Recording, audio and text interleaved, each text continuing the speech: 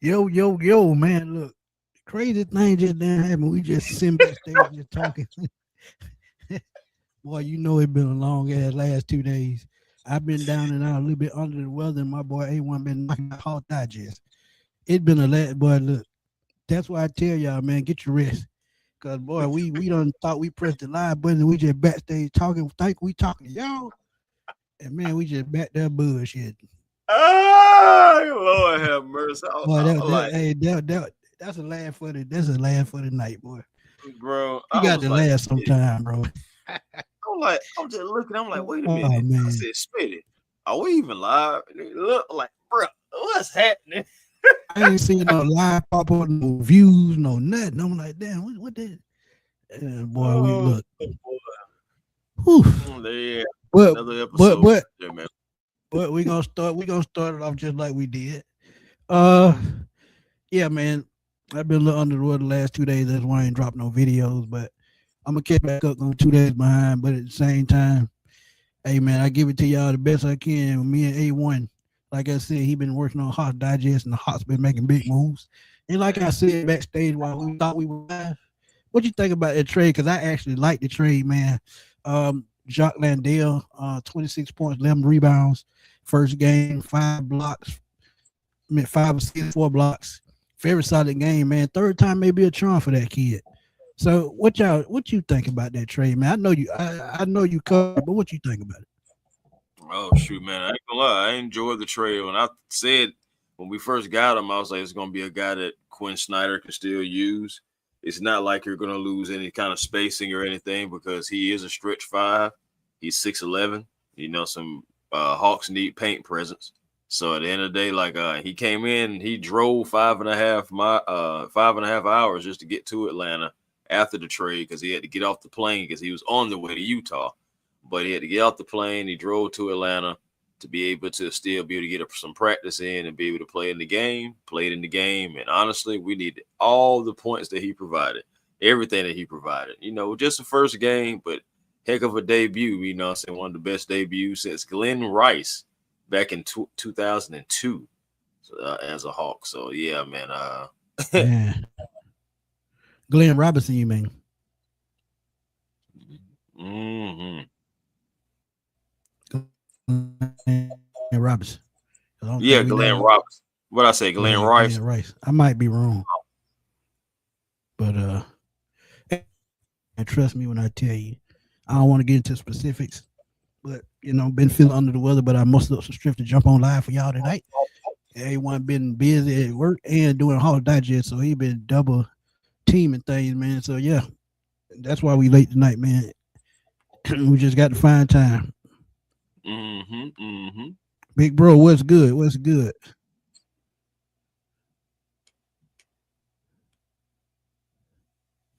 Yeah, Falcon looking different so far, my guy.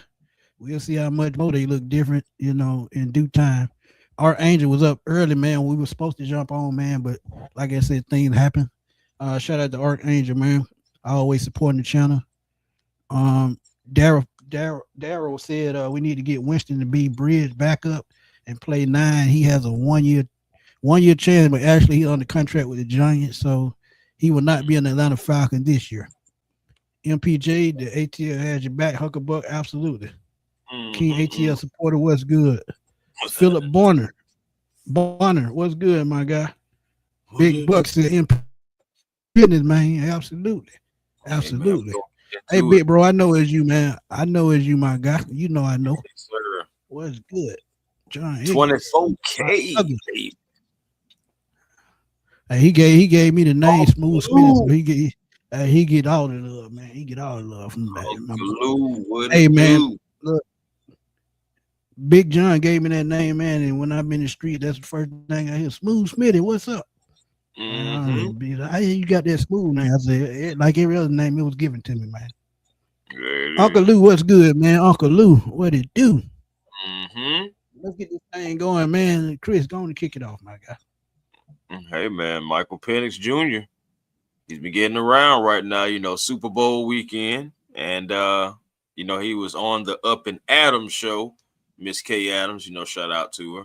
And we're going to go over a couple of videos, a couple of things that he was saying. Had some comments about Matt Ryan, comments about Coach Stefanski, and even about his own self and his health. So we're going to get into each video in its own right, and then have a little discussion about how we feel about different things, about the different comments, and of course, as always, we will love you guys' thoughts. Well, as we know, not everybody follows Twitter or even follows the really just like the sports channels like that. So at the end of the day, here is your time to come in and talk about it.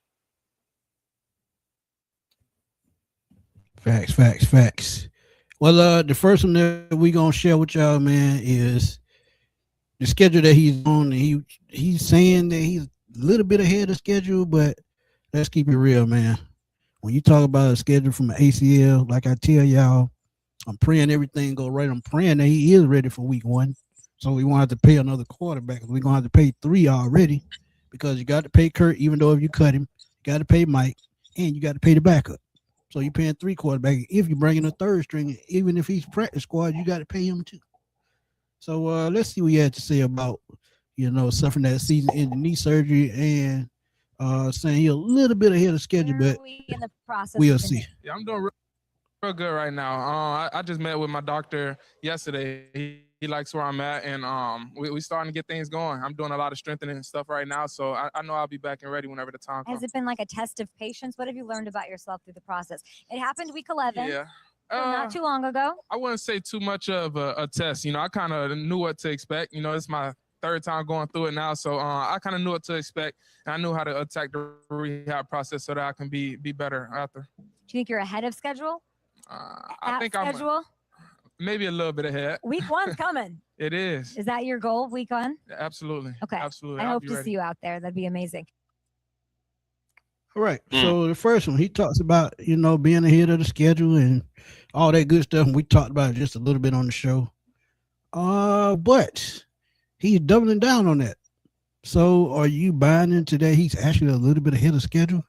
Like 2012, I think Adrian Peterson was just a genetic beast. He was just something that with his genes that helped him heal in 9 months. Can Michael Penix pull it off too? And actually, Adrian Peterson came back in 8 months. So can Penix pull it off too? I mean, I'm not going to rule anybody out or count him out about his recovery. My thing is, even if he does do it, even if Michael Penix is out there week 1, at the end of the day, I need 100% Penix. You know what I'm saying? Like, I need him to be 100% because that's our possible franchise quarterback we're talking about here. I don't need him rushing himself, but at the end of the day, we have to look at it from this standpoint too. Me personally, I've never had an ACL tear, so I don't even know what it feels like. It's a God forbid I ever do. But at the same time, I look at it as this. He has gone through it before because he said it. He was like, hey, this is like my 3rd time going through it. I'm not saying that he should get used to it, but at least he does know like a routine of like, okay, this is what I have to do. This is what I'm going to have to do in order to strengthen it. I'm saying? I can't make this sudden move. I can't do that sudden move. So maybe like understanding like the process from the previous experiences maybe help him in this experience.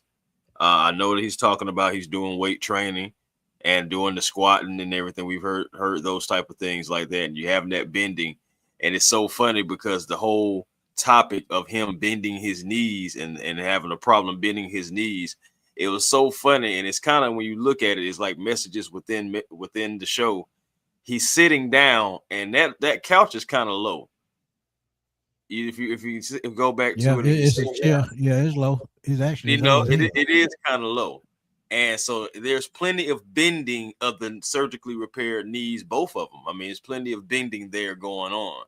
So, I mean, he's going around and I feel like doubling down on it, standing on the business to say, hey, look, I'm working on it.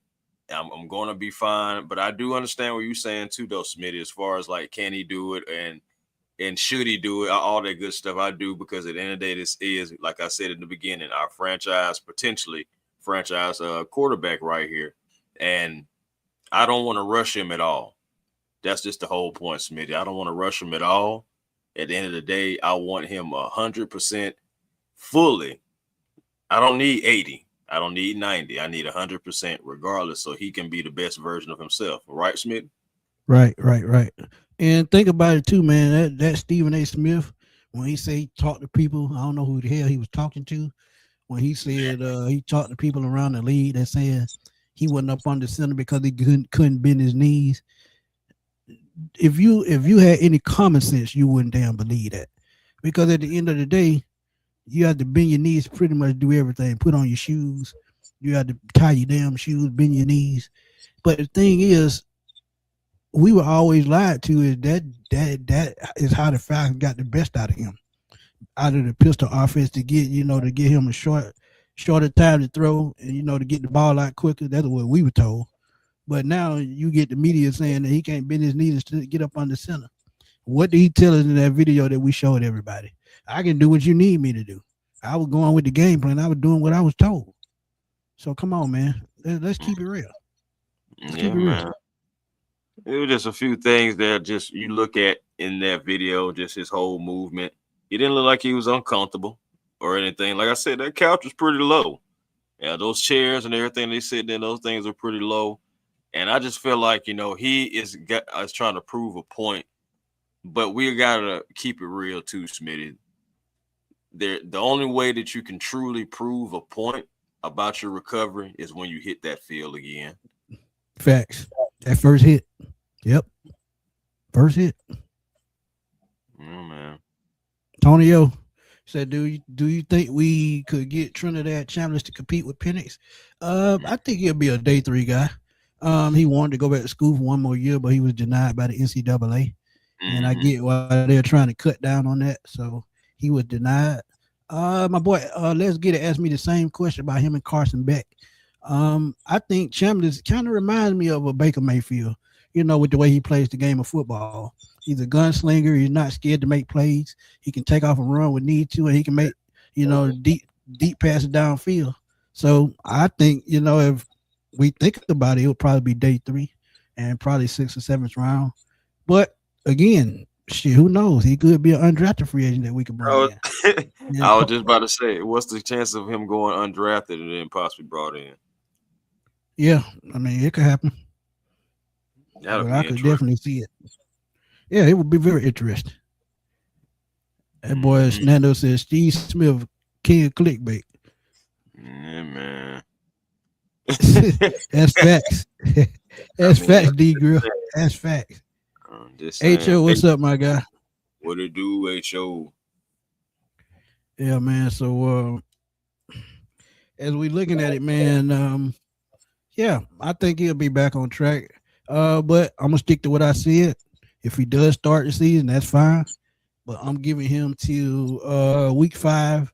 I say he starts the season on IR, and they open up that window, and he may come back then. But honestly, depending on where we are with record and how everything is flowing, I don't think you mess with that. Depending on when he comes back, so that's going to be a big key. But Christian, I can definitely see that first 4 games. I can definitely see it. Facts. But we'll see. We'll see what we get to it. What's the next one though? We got 2 more. All right, you're gonna talk about Kevin Stefanski in this clip, and this is what we wanted to hear because Matt Ryan actually talked about Kevin Stefanski a little bit and why they hired him, and it's pretty much as I told y'all, man, from the jump.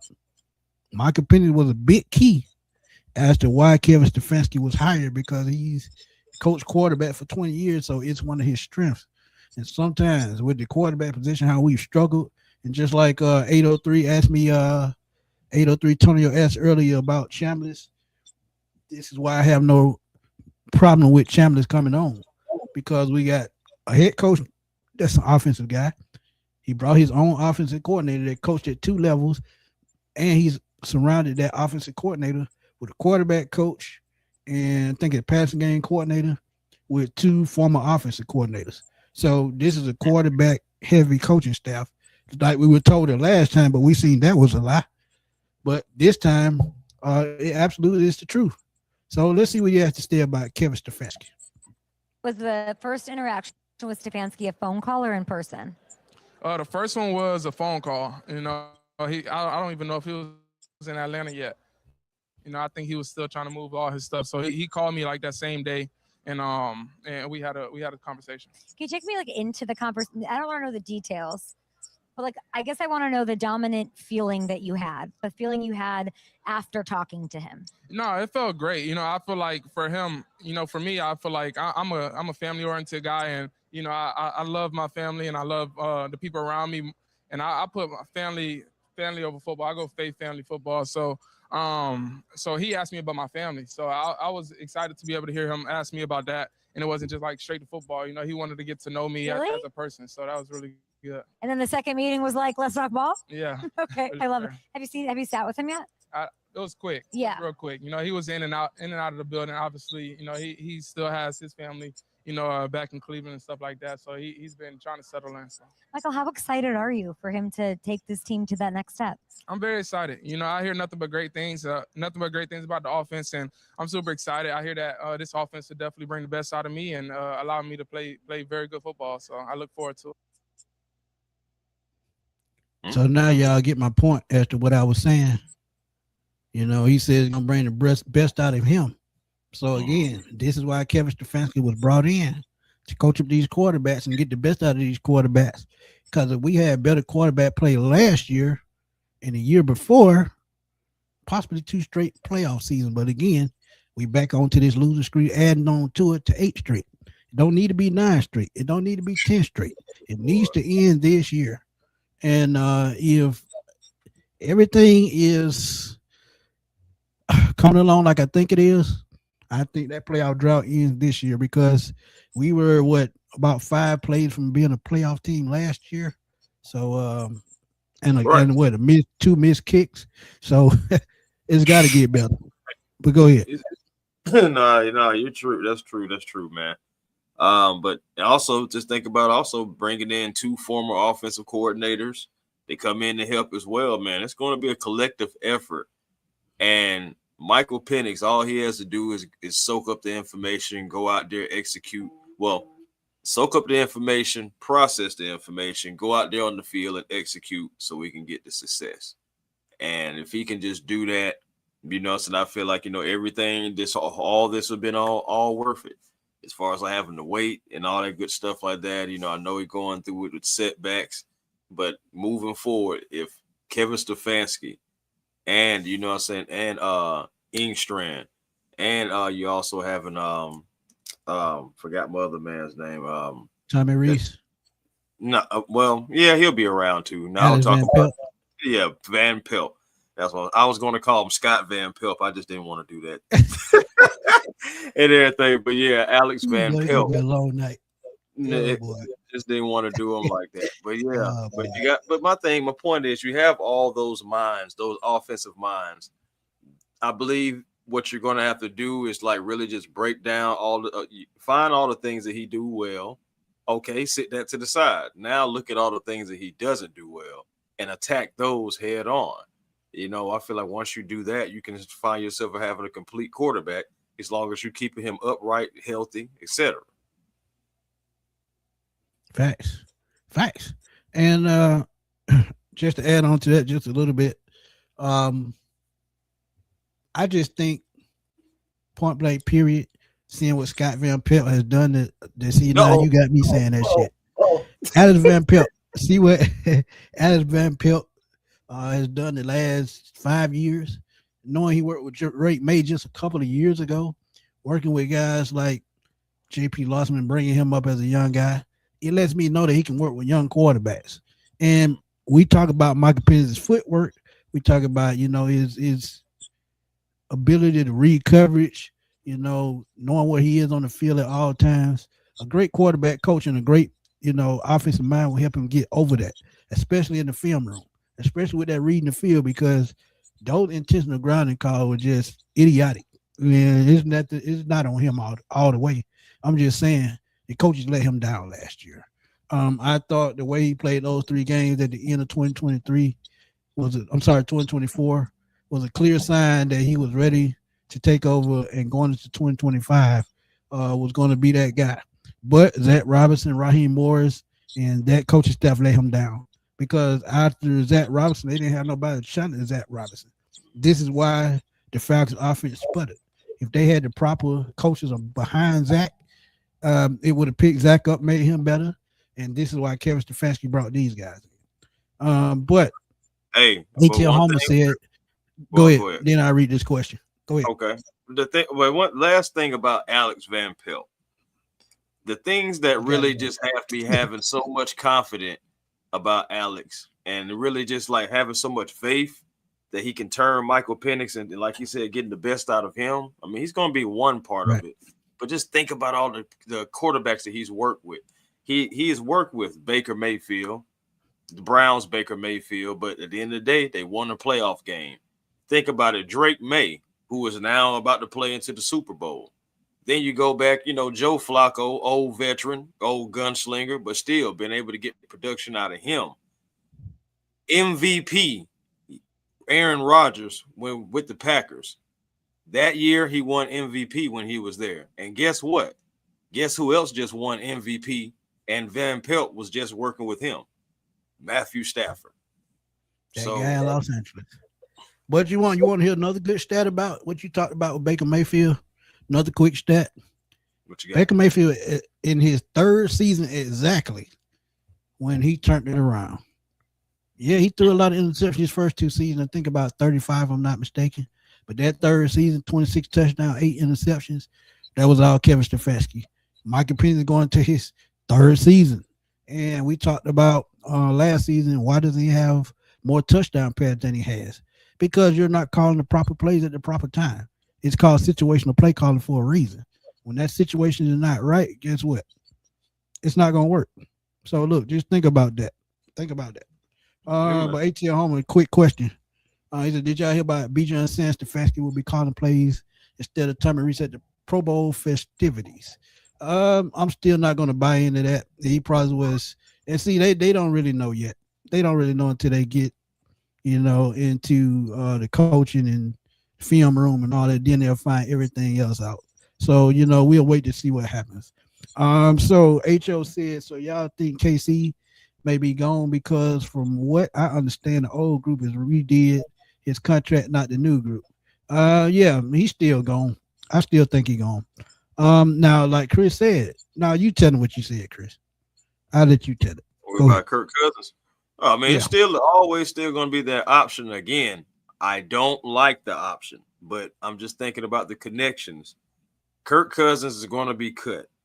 At the end of the day, you possibly may end up seeing him. If all else fails, you can possibly see him back in Atlanta because if all else fails for him and for the Falcons can't find a natural fit for the bridge, and if Kirk Cousins can't find a starting job, both entities could come together again to reunite on a lesser contract. I mean, it won't be a less for him because he's gonna get paid either way. He's gonna get paid $27 million. So if he comes back, we hoping that it'll be on a vet minimum for 1 year.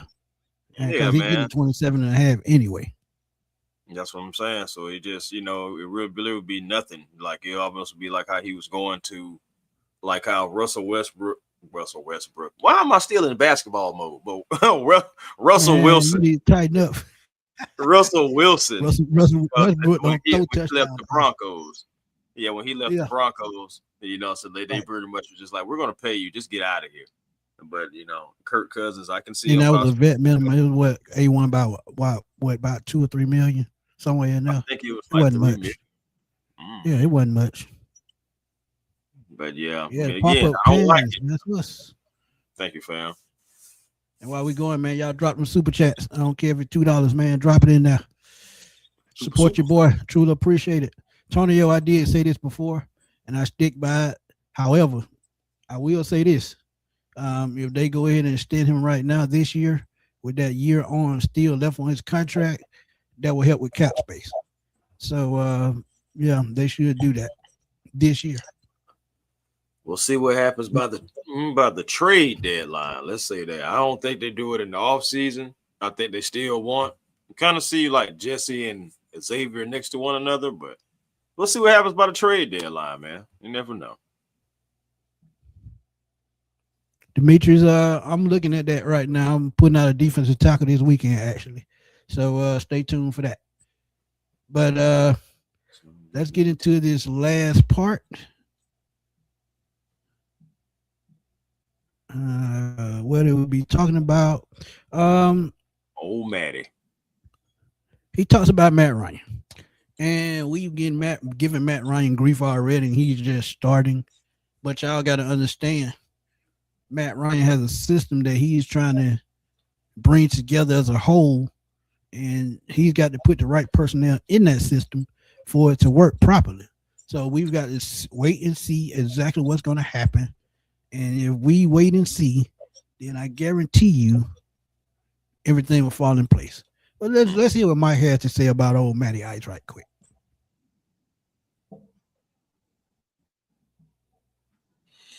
Oh.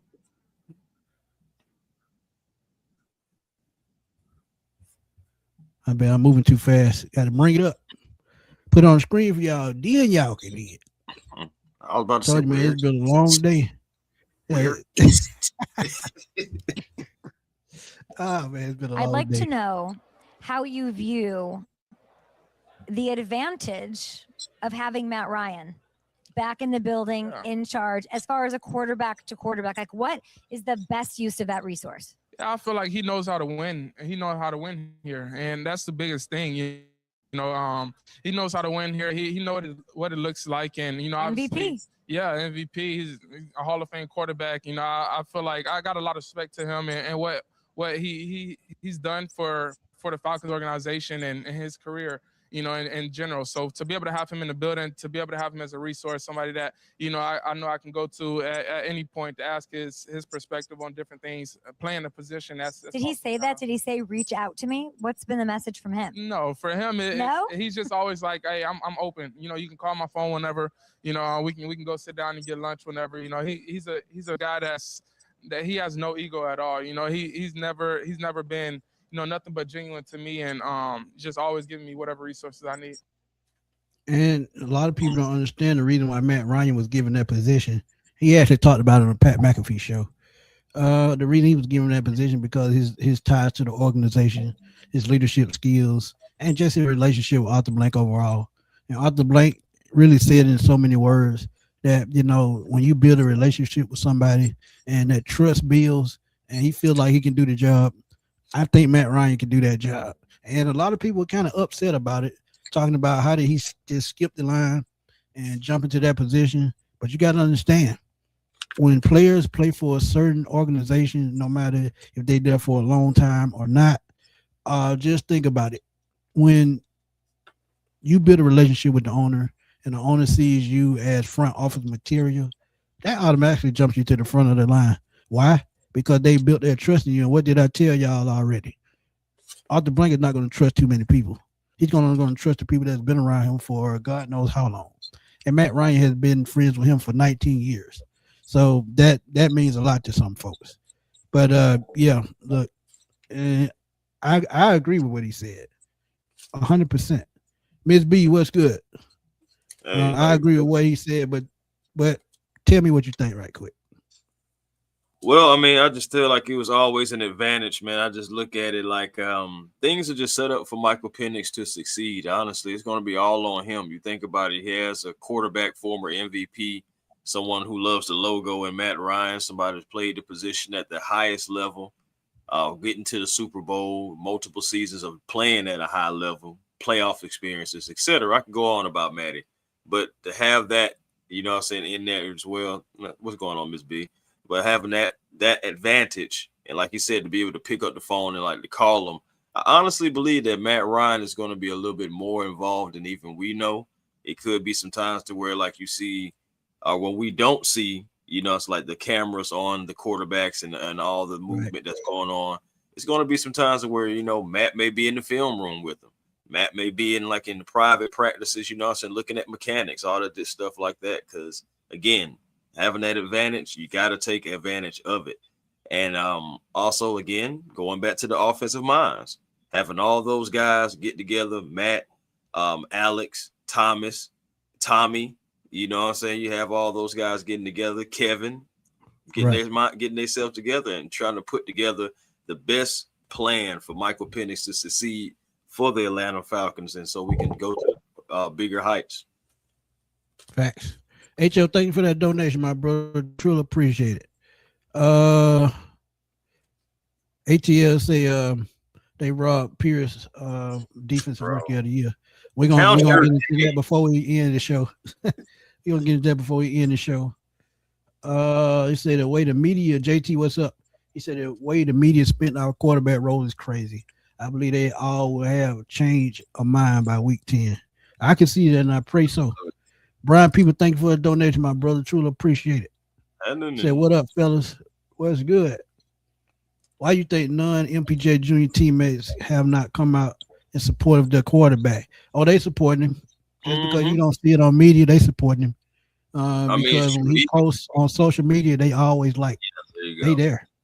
Yeah, I mean, when he was posting on that well, he's had multiple posts, but especially that one when he was talking about, facing different problems and overcoming them and everything like that. Guys were in there supporting them and everything. They may haven't came out publicly, but also we haven't seen any questions that come across social media.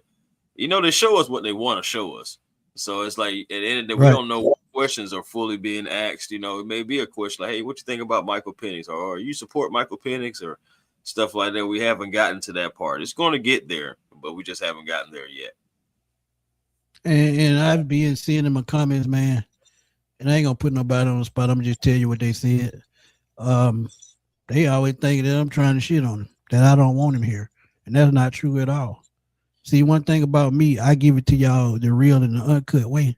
And I try to see things and give a perspective that if something happened, then y'all will say, hey, he said that and I can see that. I don't know. I want Michael Penix to be here as long. I want him to be the future of the Falcons. Why? Because he's been here 2 years already. He's tied to the team. And even if he doesn't get a fifth-year option, he plays well that fourth year, that probably is a blessing because you get to sign him to that long-term deal for a lesser value. So, it ain't that I don't want him here. It's just that I just know how the NFL being a business can, it can ruin things. And the business part of the NFL is the reason why some of these teams don't stay together. Because think about it. If they decide that he's not the guy in 27, guess what's going to happen in 28? I'm going to just keep it real. 27 draft just next year, and this is his fourth year. If they say, hey, we may need to draft a quarterback because we're unsure. And they can make that decision just from looking at the workouts in practice, looking at game film, looking at what's going on. I mean, it's just part of the business. It's just the nature of the game.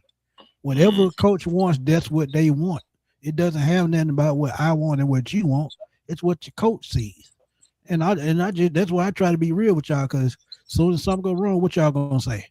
Oh, he ain't had to do that. They could have found a way. No, that's just what they want. And my thing is that's perfectly fine. Like I always say, whatever decision is being made, it just gotta work. It just gotta work. Gotta work. As your boy would say, we gotta find a way. So they got no more finding ways. No more. Please let that go to San Francisco. Let them find a way on defense. Right, boy. He found his way out there, didn't he? D Mitch, what's good, man? He's at us want Cunningham to imprint all over this roster with the help of Stefanski prefers on player traits and attributes. And this goes back to what I said, D Mitch. This is what I'm saying. If Stefanski want different preferences on his team and player traits and attributes, that's what they're gonna use. That's why analytics is a big part of sports right now to help make these tough decisions. Because think about it. Do you want to make a $50 million mistake? And I'm not saying that Michael Penix is a mistake. I'm just saying in general. If you have a quarterback, do you want to make a $50 million mistake? No. So you got to get it right. Like Chris said, you got to get it right. Got to work, man. It's got to work. But at the end of the day, I know I still believe in Michael Penix. At the end of the day, I'm going to continue to believe in Michael Penix until he completely shows me that he is incapable of really doing the job. Just straight up being like that. So, and I think, that's where a lot of his supporters are, just like we're with you until you show that you just can't do it. And when you just can't do it, that's just nothing we can do about that except go draft another quarterback and try at it again.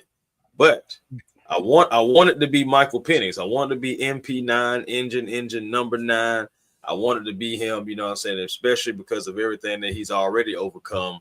And I'm telling you, man, when you got to go to that dark room, man, and you know what I'm saying, you reevaluating life and you're looking at your body don't failed you a few times and everything, and you still overcome. There's a great story outside of that. So I'm just hoping that fate is going to be on his side, and I'm hoping that fate is on the Falcon side for once, you know. My goodness. but he did say in that interview, A1, he did say in that interview that this is his 3rd time going through this, so he pretty much knows what to expect, and you know, and how to come back from it and how to grow with it. So that's probably what's putting him ahead of the curve, having this injury 2 times already. Now it is another knee, but at the same time, it's the same process. And this time, I think he got full reconstruction, which is going to probably put more strength in that knee. So all he has to do is build confidence. And like I said, after that first hit, we'll know exactly which way to go. But Huckabuck said this year, I think both James Pierce Jr. and Michael Penix exposed the offensive line as being serviceable at best. I know PFF ranks the offensive line as top 10 or so, but the eye test leaves a lot to be desired. And Huckabuck, you have a valid argument. But I'm gonna say it like this, and I said it before. Tyler Linderbaum will end all of your thoughts in, you know, what you feel about this, because I think when Drew Dalman left, a little bit of the Falcons offensive line left too, because every offensive line has to have that anchor on the offensive line. And you saw Alex Mack when he came over from Cleveland. I think Tyler Linderbaum can bring that same type of mean streak that they need at the center position, because he's the one that directs, you know, which way the line is going to block. He reads, you know, how the linebackers are lining up. He just reads the field, and he's in tune with the quarterback. So I feel like you put a veteran like that with a Michael Penix, that helps him as well. So I think that would be my number 1 target this offseason, because if you want that offensive line to run smooth as oil, you go get that veteran center and see how much it helps the team. Man, I just remember those Alex Mack days, man. Todd McClure days, you know, just having that anchor, like you saying, man, is important. It helps, like, and again, like Todd McClure said, he feels like Matt is going to have the thoughts to like build up the middle, and you have Ian Cunningham, he coming in, and what does Ian say? We're going to build up the middle. We're going to build through the trenches. We're going to make sure the trenches are taken care of. So, and you got to do that too, because that helps Michael Penix, that helps Bijan Robinson, you know, so just the whole offense as a whole. Right. D, what's up, my guy? That's my boy D, man. He done the show with me before. And y'all always supporting the channel. Truly appreciate it. And D said the way y'all be about Vic, that's how I am about Penix. He my quarterback, you heard. And boy, they be on it with Penix. And I hate to say it, that Penix and Matt Ryan debate will never end. But I'm going to just say this, and I'm going to say it for the last time. When it comes to comparison, Vic is not in the same stratosphere as Matt Ryan. Yeah, I said it. Because you look at the quarterback position, you look at the leadership position. It's just 2 different stratospheres. When you talk about, you know, athletic ability, Michael Penix in his own stratosphere, Matt Ryan is his own stratosphere. So when it comes to that, look, it's no comparison. But I get what you're going with that, D. And thank you for supporting and putting that out there.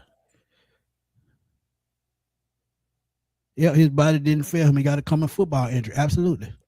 Mm-hmm. Eric Mack said, Arthur Blank said Penix knee will be better than before. And like I said, total reconstruction, yeah, it's going to be better. Thomas Davis had 3 ACL surgeries and came back beasting. And I give y'all another one. Frank Gore, he had 2 or 3 ACL injuries at Miami. He ended up playing 17 years in the NFL. So it's all in how you train your body and you keep your body up. You'll be fine. Go ahead, A1. No, I was just saying, you just got to take care of your body. That's all it is. You know, you'll have a setback, and that's what I'm talking about. Like, Michael Penix has been through setbacks before. But again, like, he's had the mental fortitude to be able to overcome them. And that's why, like, I'm still standing with him. You know, at the end of the day, he's been through some things. You know, it's again, there's something Right. about, you know, people who would go through things and overcome them. That's what you want to. Those be like those feel good stories right there. And it feels like, you know, if Michael Penix can just put it all together with the coaching staff, the Falcons can have a real feel good story beyond just his personal life, you know what I'm saying? But again, in the football world. So again, I'm still rolling with MP9. I don't know about everybody else is doing, but I'm still rolling with him. Josh said, GM Cunningham said his number one priority is building the trenches. And that's why I said Tyler Linderbaum will be the perfect fit for what he's trying to do. HO say, does Cunningham and Linderbaum have a connection? I don't think I think the connection there will be is both offensive linemen, because you know he played offensive line for a season in the NFL before he let go and got to be in the front office. And he told y'all a story about his pops and why he wanted to get into the front office and still to keep playing football. And it made sense. And look, I'm telling y'all, this offensive line will be one of the best in the NFL because of that. He knows how important it is, and Matt Ryan being a quarterback knows how important the trenches are, just period. So both of them having that in common, I think it's a home run. Miss Kiera was good. Lando said I can also see McGarry not fitting with this offensive pass blocking. He's not fleet of foot, and Callahan does like his lineman with nice feet. And I think Nando, they'll be stuck for him one more season, and I think he'll get the best out of McGarry, the best he can. You know, he had ankle surgery, so we'll see how that turns out. And Chris, can you pull up what McGarry what his cut would be pre-June 1st and post-June 1st? Oh, okay. I see a lot of people saying, I said it myself, but when I looked at that dead cap, I mean, it wouldn't even really make a difference. A veteran center would be great. Our O-line is good, how you graze and run blocking and pass blocking, but we are ready to rock with this vet center. Yeah, we got to get one, man. We got to.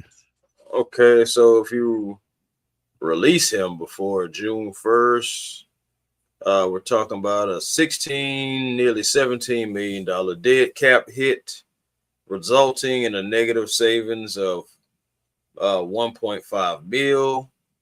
So you don't save nothing. Yeah, and then but if you trade him, the team would save 3 mil.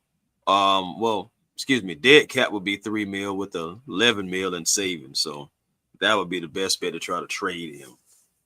Yeah, so basically, if you try to cut him post June 1st, you don't get a bag of pork rinds and a ginger ale. Man, even with the post June, hold on one second. Miss Kiera said Penix better chill on them hot dogs and wings this off season. He needs to eat better. Those foods inflame his body. That's absolutely true. Hey, now you got to make sure you're eating the right foods. I'm telling you. Let's see. Dead cap. Let me see. 14.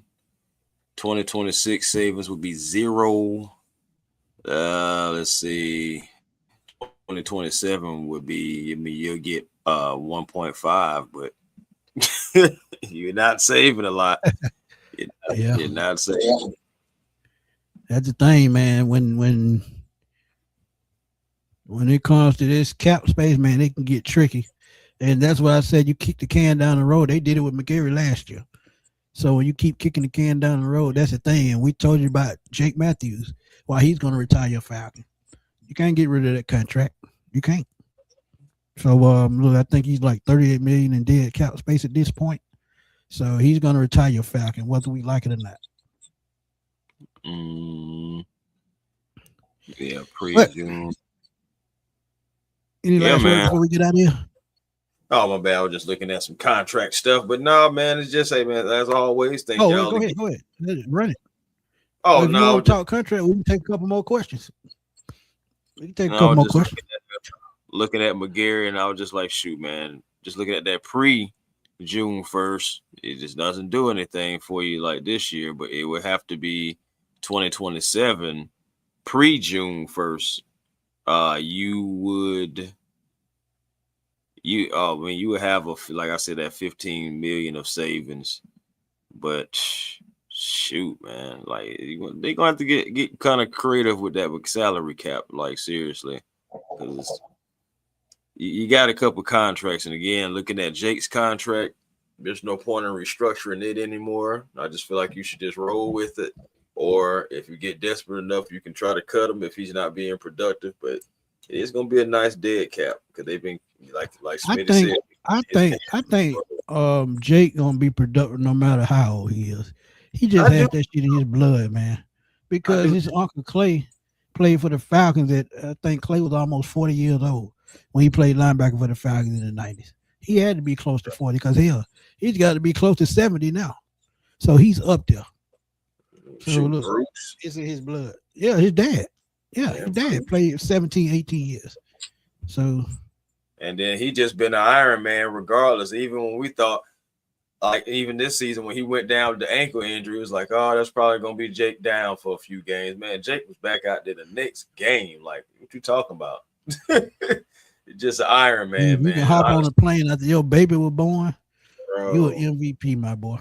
That's what I'm saying. It's just like, I feel like he's a great example, it's like to learn from. Now, I'm not telling anybody to do the whole thing with the baby or whatever, I mean, that's on your own prerogative, but just you think a person is down, and then if they be like, hey man, if I can go at all, I'm gonna get out there for my teammates. So again, man, I always salute the nephews regardless. Facts. But I got one more thing to talk about before we get out of here, man. Okay. I got to talk about defensive rookie of the year, man. It's a total disgrace. I mean, what has this shit come to, man? Because let's keep it real, bro. If you look at Jerry Verse last year, Jerry Verse had a great season last year. Well, he only had he had 4 sacks or 6 sacks or something like that. But it wasn't close to 10.5. And the crazy part about it, look, Nick Emeagwari, I wanted him out of South Carolina last year. He had a beast of a season. I'm not going to take anything away from it.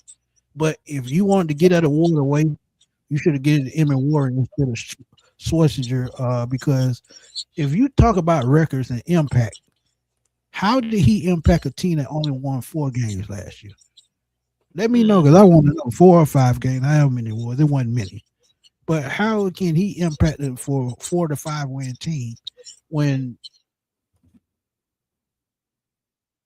Watts and JPJ 10.5 sacks for JPJ, 5 interceptions, which was second in the NFL, and 96 tackles.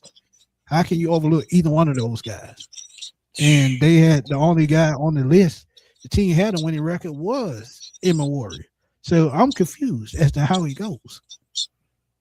I don't know, man. I don't know what. I mean, I'm not trying to disrespect, the kid for the Browns. He did have, looking at his stats, he did have a good year. But again, it's just the sack numbers, and again the interception numbers are just like at the end of the day, we're talking about taking the ball away, and we're talking about ending possessions and stuff like that. And those guys were necessarily doing. I mean, you're making a whole lot of tackles because your defense, up there, through the middle and the secondary is, pretty subpar. So it's just like, of course, you're gonna be making a lot of tackles and everything like that. But I just to have what I think JPJ maybe had like 2 votes and Xavier had 1. I don't agree with that at all. And then even he had like 7. Right. So, yeah, man. I don't think it's they have an agenda against the Falcons. Darn it. That's why. Think about it, bro. I looked up the total tackles and assisted tackles. And Xavier Watts damn near had more tackles than he did. Think about that. When he had damn near 100 assisted tackles, not solo tackles, but assisted tackles. Mm-hmm. So, yeah, it's just utter bullshit, man. I just don't get it. But Tay said he had some tackles. He had so many tackles because the defense stayed on the field. That's what I'm saying. Couldn't do nothing. Absolutely. That's what I'm saying. You seen some of them Brown games, you looking at it, the score is like nine to the 12, and you just like, come on, man. The defense is going back and forth, back and forth. Offenses ain't talking about nothing, and it's just, again, you're going to rack those up. A lot of that stuff is empty calories. That's what you call empty calories right there. But at the same time, at the end of the day, I look at it like this. Forget the NFL honors. Forget it. Yeah. All I'm looking at is go out there and perform. I think Bijan got robbed too. I say it, but I'm not mad at JSN winning Offensive Player of the Year, because I love to see some other than a quarterback or a running back win the award, and wide receiver finally getting respect. So I can respect that, even though Bijan had more yards from scrimmage. I can respect JSN and the team had a winning record. Hell, they in the Super Bowl, so I can respect that. But at the same time, if you're talking about numbers, Atlanta win across the board, because Bijan, most yards from scrimmage. Then you look at JPJ 10.5 sacks. That hasn't been done since 2021. Talk about Watts, 5 interceptions, second in the league, tied for second in the league. So look, let's keep it real. Atlanta won across the board. King ATL want to know about Kyle Pitts. Should he get resigned? I'll let you answer that, and then we'll close it out. Go ahead. Kyle Pitts resign. I mean, I feel like anything, Kyle Pitts may get tagged. I think he may get tagged. And then if you want to keep him, you could. But if not, you can always try to trade him away as well. I know he wants to get paid, but I think he gets tagged. That's what I'm thinking. Listen at that press conference, knowing that they want to build this team from within, he does get tagged, but I also think he gets traded. Yeah, and they're going to take the highest bidder. And let's be real, there will be a team out there, if they're at the bottom of the first round, they will give you that first round pick back. And I think that's what it's going to depend on. If they call Atlanta and say, hey, we at the bottom of the first round, Kyle Pitts will be a good fit for our team. Take this first round pick and give us Kyle Pitts, and we'll probably give you a first round pick and maybe a backup tight end back. I mean, it could work that way, because honestly, I would love Pitts to come back because of the way he brings that mismatch on the field. But at the same time, as we've been telling y'all, there are tight ends in the draft and there are free agent tight ends that can come in and do the same thing Kyle Pitts is doing. They can be a mismatch if they know how to use them properly. Well, yeah, because my thing is, you can't lose Kyle Pitts for nothing. You drafted him as the highest, some tight end ever taken. And regardless, even if you didn't get full, some return of the investment on him, I don't think you should just let him walk out the door. I don't think you should just try to let him walk out the door like that. At least tag him. That's going to be about 14 to 16 mil. Tag them, and then try to see if some negotiations can be worked out even further. If not, then hey, it is what it is. We'll see where it goes from there, because it can go like a few different ways. But you just can't let them walk out the door. I don't think that would be smart. You don't have to. Facts. And like I said, if he want too much, hey, you trade him and let the other team worry about that. They'll give him a new deal if they have the cap space. If not, hey, it'll be a 1-year deal with them. He'll be right back in free agency next year. I mean, it can always work out that we can come back and get him next year. Who knows? But yeah, man, tell everybody where to find you, A1. Hey, man, A1 Forever Sports. That's the platform on YouTube. Come on over, man. Like, comment, subscribe. Be a part of the A1 family. Love to have you. Also, same for the Hawks Digest, man. Again, NBA trade deadline just passed, and man, we was hitting it, as many times as Sean's was coming out saying anything about the Atlanta Hawks, we was on it. So, man, y'all make sure y'all come over there and be a part of the Hawks Digest family as well. Twitter, A1 Forever. Instagram, A1 Forever. And the real A1 Forever on TikTok, man. Give your boy a follow. Facts, man. Y'all go over there. A1 been busy the last 2 days, man. Bringing out that Hawks content, NBA content in general. So he breaks down the trade for Buddy Hield. Who else? Jonathan Kuminga. Kuminga and Jock Landale. He breaks down all of that, man. So y'all please go over there and check that out. hit that subscribe button. And speaking of subscribe button, y'all help A1 get to 5,000, man. He's halfway there. He's at about 45. Where are you at? I think I'm like 45, getting close to 46, man. I'm just working. Yeah, so he got a little bit over 400 left. So y'all go help him get to 500 subscribers on YouTube, man. Keep helping him build that platform. Also, man, right here, you can catch me at Smitty Sports Machine. They give y'all my latest on draft targets, NFL free agent targets, and trade targets. And also give y'all my draft profiles, man. So y'all just stay tuned, man, because we just getting started with this off season. For my boy A1, we going to holler at y'all soon, man. Never know when the next pop-up show going to happen. So y'all keep the notification bells on. And we going to holler at y'all later, man. Peace. Peace.